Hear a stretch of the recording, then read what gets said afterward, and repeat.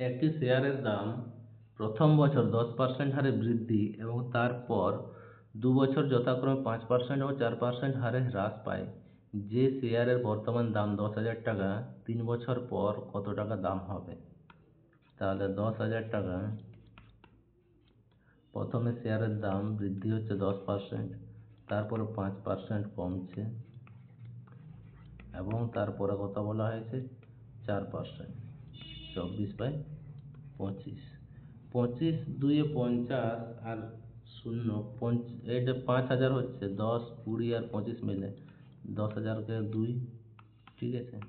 19 11 এবং 24 যদি গুণ করি তাহলে পাচ্ছি 5,016 এবং 2 দিয়ে গুণ করলে 1,032 পাবো,